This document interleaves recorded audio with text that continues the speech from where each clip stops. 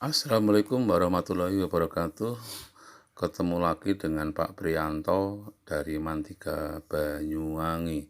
Hari ini anak-anakku kelas 11 kita akan melanjutkan materi tentang Oke, pengangguran. ini adalah pengertian dari pengangguran.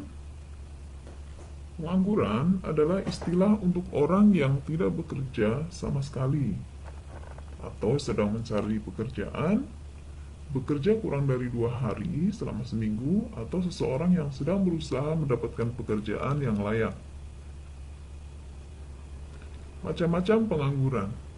Pengangguran berdasarkan lama waktu kerja terdiri dari pengangguran terbuka, yaitu pengangguran yang benar-benar tidak memiliki pekerjaan. Setengah menganggur, yaitu pengangguran yang bekerja tetapi tidak optimal. Yang ketiga, pengangguran terselubung. Ini pengangguran yang sebenarnya bekerja tetapi tidak sesuai dengan latar belakang pendidikan. Misalnya seorang yang memiliki profesi sebagai sarjana hukum, dia bekerja di akuntan. Pengangguran berdasarkan penyebabnya, yang pertama adalah pengangguran struktural, yaitu pengangguran yang terjadi karena adanya perubahan struktur ekonomi, misalnya dari agraris ke industri. Yang kedua, pengangguran konjungtural atau siklikal, yaitu pengangguran yang terjadi karena adanya resesi ekonomi. Yang ketiga, pengangguran friksional. Ini adalah pengangguran yang sedang mencari pekerjaan yang lebih baik. Jadi mereka sukarela menganggur karena mencari pekerjaan yang lebih baik. Nah, yang terakhir adalah pengangguran musiman, yaitu pengangguran yang menganggurnya di saat-saat tertentu saja. Contohnya kalau tukang bangunan, begitu selesai proyek, dia menganggur. Nanti kalau ada yang memanggil kembali, dia bekerja kembali.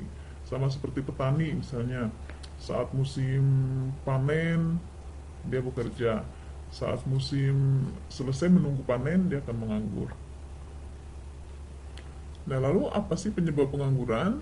Yang di sini dilihat adanya tekanan demografis dengan jumlah dan komposisi angkatan kerja yang besar. Kemudian pertumbuhan ekonomi lebih kecil dari pertumbuhan angkatan kerja, jumlah lapangan kerja lebih kecil dibanding dengan pencari kerja. Kompensasi pencari kerja tidak sesuai dengan pasar kerja atau terjadi PHK. Nah, ini masih lanjutannya. Kurang efektifnya informasi pasar kerja bagi pencari kerja sehingga mereka tidak mengetahui. Regulasi dan birokrasi yang tidak kondusif bagi pengembangan usaha. Sulitnya arus modal asing, iklim investasi yang belum kondusif. Berikutnya adalah kenaikan upah di dunia usaha yang masih lesu, kemiskinan, ketimpangan pendapatan, urbanisasi, politik yang tidak stabil, proteksionis negara maju terhadap negara berkembang, keberadaan pasar global. Nah, lalu dampak pengangguran di sini adalah menurunkan aktivitas perekonomian, menurunkan pertumbuhan ekonomi dan pendapatan per kapita, meningkatkan biaya sosial, menurunkan tingkat keterampilan, dan menurunkan penerimaan negara. Lalu bagaimana cara mengatasi pengangguran? Yang pertama, memindahkan pengangguran ke tempat yang lebih membutuhkan, membuka pendidikan dan latihan kerja, mendirikan industri dan proyek padat karya, meningkatkan mobilitas modal dan tenaga kerja agar menyerap penganggur, kemudian menyadarkan masyarakat betapa pentingnya teknologi. Nah, ini cara mengatasi pengangguran struktural ya. Tadi struktural itu karena adanya perubahan struktur ekonomi yang dicontohkan dari sektor agraris ke industri. Nah, untuk mengatasi pengangguran konjungtur atau siklikal yang disebabkan karena adanya resesi ekonomi, maka meningkatkan daya beli masyarakat dengan membuka proyek pemerintah, mengarahkan masyarakat agar menggunakan pendapatannya untuk membeli barang supaya permintaan meningkat. Menciptakan teknik pemasaran dan promosi yang menarik supaya masyarakat melakukan pembelanjaan barang. Cara mengatasi pengangguran friksional, ini pengangguran yang sukarela karena dia sedang mencari pekerjaan yang lebih baik, menyediakan sarana lowongan informasi, lowongan kerja yang cepat, mudah, dan murah kepada pencari kerja. Contohnya menempel iklan lowongan kerja di tempat-tempat umum.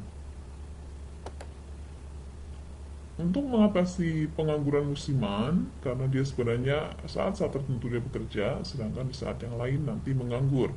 Nah, ini memberikan latihan keterampilan yang lain, seperti menjahit, misalnya mengelas, menyablon, dan membordir. Nah, sehingga nanti saat dia menunggu untuk bekerja, dia bisa melakukan ini. Segera memberikan informasi bila ada lowongan kerja di sektor lain. Demikian pembahasan materi pengangguran pada kali ini. Semoga bermanfaat. Terima kasih. Assalamualaikum warahmatullahi wabarakatuh.